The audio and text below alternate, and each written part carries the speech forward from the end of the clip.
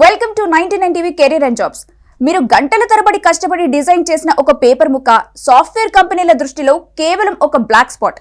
Yes, మీరు విన్నది నిజమే. మీరు 100 సార్లు అప్లై చేసినా రిప్లై రావట్లేదంటే లోపం మీ టాలెంట్ లో లేదు, మీరు తయారు చేసిన రెజ్యూమేలో ఉంది. Because most of the companies లో రెజ్యూమేని చదివేది ఒక మనిషి కాదు, ఒక ఆల్గోరిథం అనే ఒక రోబో. ఈ రోజు ఈ వీడియోలో ఆ రోబో కళ్ళను కప్పి మీ రెజ్యూమేని హెచ్ఆర్ టేబుల్ మీద టాప్ లో ఉంచే 3 మ్యాజిక్ హ్యాక్స్ ఏంటో చెప్తాను. వీడియో లాస్ట్ వరకు చూడండి, ఎందుకంటే మధ్యలో నేనిచ్చే గోల్డెన్ టిప్ మీ కెరీర్ ని మార్చేయొచ్చు. ఒక హెచ్ఆర్ కి రోజుకు కొన్ని వందల రెజ్యూమేలు వస్తాయి. అన్నింటినీ కంప్లీట్ గా చూసేంత టైం వాళ్ళకి అస్సలు ఉండకపోవచ్చు. వాళ్ళు ప్రతి దాని మీద జస్ట్ 6 to 10 seconds మాత్రమే టైం స్పెండ్ చేస్తారు. ఎందుకంటే వాళ్ళు మెయిన్ గా చెక్ చేసే టాపిక్స్ మూడే. అవేంటంటే ఫస్ట్ వచ్చేసి మీ పేరు అండ్ లొకేషన్, నెక్స్ట్ మీ ప్రెజెంట్ రోల్ ఏంటి, ఇక last and most important thing మీ దగ్గర ఉన్న స్పెషల్ స్కిల్స్ ఏంటి అని.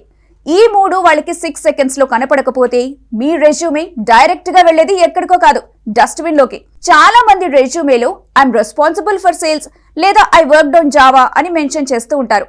యాక్చువల్లీ ఇవి చాలా బోరింగ్ అండ్ కామన్ వర్డ్స్. దీనికి బదులుగా మంచి యాక్షన్ వర్బ్స్ పెట్టండి. For example, responsible for sales అని కాకుండా జనరేటెడ్ 30% గ్రోత్ ఇన్ సేల్స్ అని మెన్షన్ చేయండి.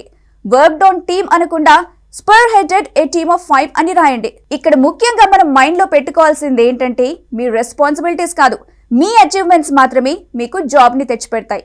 అందుకే 20% సేవ్ చేశాను, 10 ప్రాజెక్ట్స్ పూర్తి చేశాను అని ఇలా నంబర్స్ ని వాడండి. ఇప్పుడు మనం అసలైన టాపిక్ గురించి మాట్లాడుకుందాం.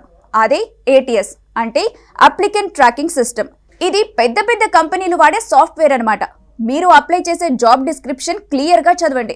అందులో పైథాన్, లీడర్షిప్, అజైల్ వంటి పదాలుంటే అవే పదాలు మీ రెజ్యూమేలో కూడా ఉండాలి.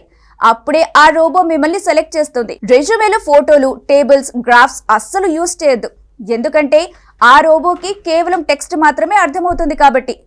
ఇంకో విషయం, చాలా మంది PDF డాక్యుమెంట్ అయితే మంచి ఆప్షన్ అనుకుంటారు, కానీ కొన్ని పాత ATSలకి MS వర్డ్ డాక్యుమెంట్ ఫైల్స్ ఇంకా ఈజీగా అర్థమవుతాయి. ఇదే వీడియో స్టార్టింగ్ లో నేను మీకు చెప్తానన్న పెద్ద సీక్రెట్. మీ రెజ్యూమే ఎలా ఉండాలో ఇప్పుడు ఒకసారి చూద్దాం. హెడర్ పార్ట్ లో మీ పేరు పెద్దగా ఉండాలి, ఫోన్ నంబర్, లింక్డ్ఇన్ ప్రొఫైల్ ఖచ్చితంగా ఉండాలి. సమ్మరీ 3 lines లో మీరు హ్యాండిల్ చేయగలిగే స్కిల్స్ ఏంటో చూసే వాళ్ళకి ఈజీగా అర్థమైపోవాలి. ఇక ఎక్స్పీరియన్స్, లేటెస్ట్ జాబ్ పైన ఉండాలి, అంటే రివర్స్ క్రోనలాజికల్ ఆర్డర్ లో. లైక్ రీసెంట్ జాబ్ నుంచి స్టార్ట్ చేసి అలా ఆర్డర్ లో మీ ఫస్ట్ జాబ్ డీటెయిల్స్ ఉండేలా పెట్టాలి.